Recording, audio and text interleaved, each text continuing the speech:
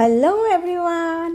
আজি এটা skin care আপোনালোকলৈ লৈ আহিছো যাৰ বাবে আমাক প্ৰয়োজন হ'ব গাখীৰৰ সৰ অলপমান আৰু হালধি গুৰি। এয়া মই গাখীৰৰ সৰ অলপমান উলিয়াই লৈছো বাটি এটা। আনহাতে মই ইয়াত এড কৰিম অলপমান হালধি গুৰি।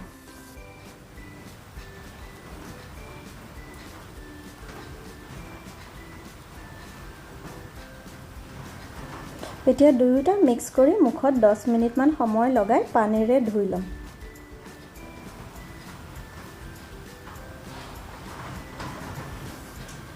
যেহেতু গৰম বেছি কাৰণে একেদিন গৰম ঠাণ্ডাৰ মাজত পিম্পলছ মোৰ দুটা ঠাইত হৈছিল আৰু এইটো পিম্পলছৰ কাৰণে বহুত ইফেক্টিভ হয়। সেই কাৰণে মই এইটো ব্যৱহাৰ কৰিছো। যেহেতু পূজা আহি আছে, স্কিনখন অকন ব্ৰাইট হ'বৰ কাৰণে আৰু দাগবোৰ অকমান পাতল হ'বৰ কাৰণে মই চেষ্টা কৰিছো।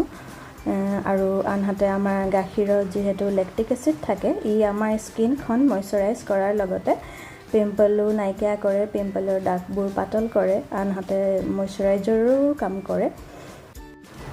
আনহাতে একনিৰ প্ৰবলেম যদি আপোনালোকৰ আছে, একনিৰ প্ৰবলেমও লাহে লাহে নাইকিয়া কৰে। ইয়াত ভিটামিন এ আৰু বি পোৱা যায় কাৰণে স্কিনখন লাহে লাহে ব্ৰাইট হৈ আহে। আপোনালোকে সপ্তাহত এইটো দুবাৰ ব্যৱহাৰ কৰিলে বহুত, ঠাণ্ডা দিনত আপোনালোকে 4 বাৰ ব্যৱহাৰ কৰিব পাৰে। আৰু এইটো আপোনালোকে ড্ৰাই স্কিনৰ আৰু মিডিয়াম স্কিনৰ কাৰণে ব্যৱহাৰ কৰিব।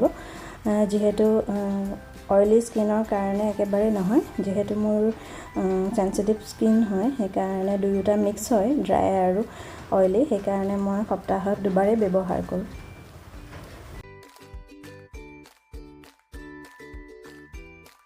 এতিয়া অলপমান ঠাণ্ডা পানীৰে মই অলপমান মাসাজ কৰি লৈছো। গোটেইখিনি মিক্স কৰি মাসাজ কৰি ললে স্কিনখন কোমল হৈ পৰে, নিমজ হয়, লগতে লাহে লাহে ব্ৰাইট হৈ আহে। ৰাতিৰ ভাগত স্কিনখন খুবেই ধুনীয়া হয় দেখিবৰ কাৰণে।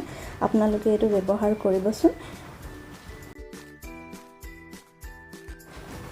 হালধিত এন্টি এজিং গুণ থকাৰ কাৰণে ই আমাৰ স্কিনখন বয়সৰ চাপ পৰিবলৈ নিদিয়ে আৰু লগতে এন্টি ফাংগল গুণ থাকে বাবে ই স্কিনখন ব্ৰাইট কৰি ৰাখে আৰু যিকোনো বীজাণুৰ পৰা আঁতৰ কৰি ৰাখে আৰু পিম্পলছৰ দাগবোৰ লাহে লাহে নাইকিয়া কৰে। এই দুয়োটা মিক্স কৰি এটা পেষ্ট লগালে বহুত ইফেক্টিভ হয়। আপোনালোকে ব্যৱহাৰ কৰি চাব।